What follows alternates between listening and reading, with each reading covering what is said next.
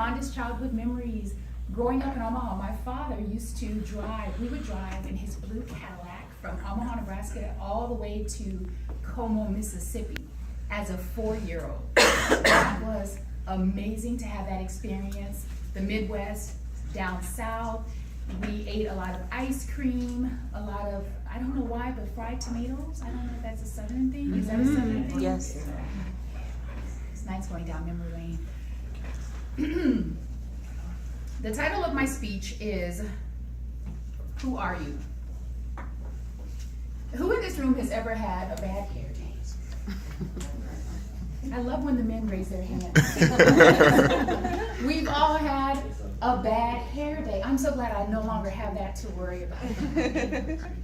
When I was growing up as a little girl, me, my younger sister, and my cousin would wrap a long towel around our head and swing it from left to right as if it was actually our hair. I got my first perm before the age of 5. By the time I was 12 years old, I had a Fabulaxa perm, a Jerry curl, and a California curl. My poor hair had been fried, dyed, and laid to the side. Curl activator became my best friend. Who I am is not tied to my hair. My favorite auntie on my father's side would press me and my younger cousin's hair with hot combs before church. Now my cousin Karen had this long, thick, good hair. Me, on the other hand, my auntie would pause before embarking upon my hair as if it was her going into surgery or a battlefield. She'd look at my hair and she'd say, "Ooh, Felisa," with her very thick Southern Arkansas accent. "Child, you got some bad hair." You would have thought my hair was out there on the street corners fighting. When she said my hair was bad, I am not my hair.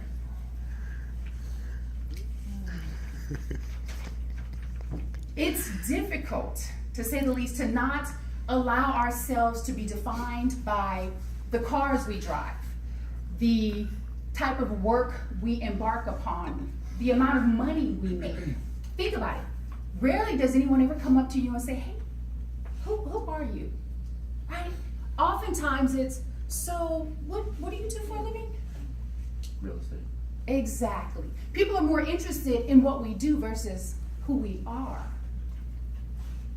We're defined and judged by how much money we make, what we drive, what we do for a living. When I lived in LA, who I thought I was in direct proportion to what I did, what I drove, how I wore my hair. I was accustomed, and I even became addicted to being complimented on my hairstyle on a daily basis because my fro hawk it preceded me. I was so defined by my Jeep and my fro hawk. I'm an actor and a personal trainer, but that's not who I was. But God has a funny way of humbling us. The Bible has several references to the importance, the relevance of not only a woman's hair, but the length of her hair. And I want to share a verse with you from 1 Corinthians. 1 Corinthians 15 from the New Testament says, "But if a woman have long hair, it is a glory to her. We should follow the suggestions of nature.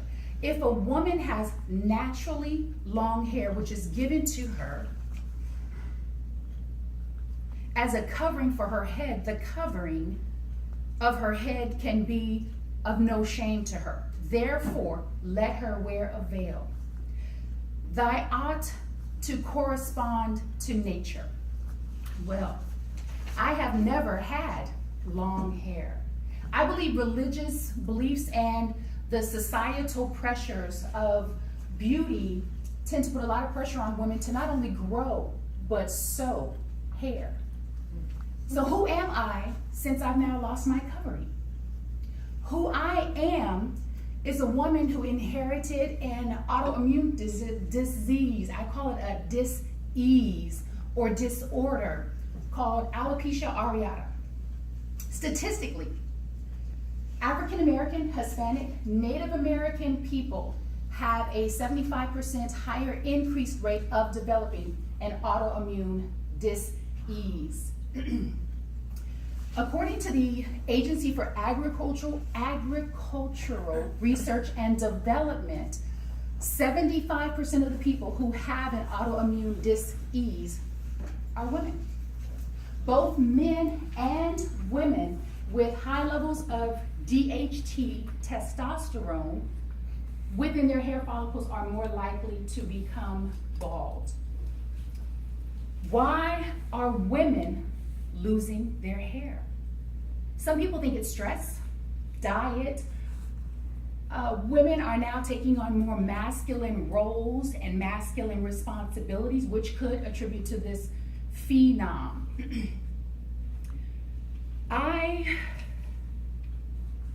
Excuse me.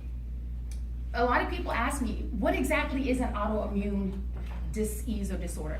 It's essentially when the body begins to attack your otherwise healthy cells. When it comes to alopecia areata, it's attacking the hair follicles. There's no known cure or a real clear reason. There are treatments, but as of today, some women will grow parts of their hair back and it may fall out, as well as men. It's not a gender-based condition. Today, I know that I am not my hair. You know, last week I was supposed to come in and do this speech, and I was overcome with still having moments of feeling uncomfortable in my own skin and fearful and insecure, to the point where I caused myself to get sick. I got a terrible headache, and I said, you know, I don't think I'm ready. Today I am ready. As I connect with women and even young girls on social media, I am reminded of my why, who I am, who we all are as a collective. And all's not lost. I mean, there are some upsides to being bald. I can now walk around in the rain and no longer hide the color. I no longer make excuses about going into the pool, other than I can't swim and I might drown. Other than that, and when my man is ready to go, oh, I'm right on his heels. Because this head takes all of 2 minutes to get ready to present to the world. I believe who I am is not so different from every one of you sitting in this room. We all have something. We're all going through something in hopes of getting to the other side of it, stronger, wiser, and better for it. Let us no longer be defined by the cars, the jobs, the size of our homes, how much money we make, our hair, or lack thereof. Embrace the whole of who you are. Beauty truly is only skin deep. And trust me when I tell you this, what was on my head can't hold a candle to what's in my head. Thank you.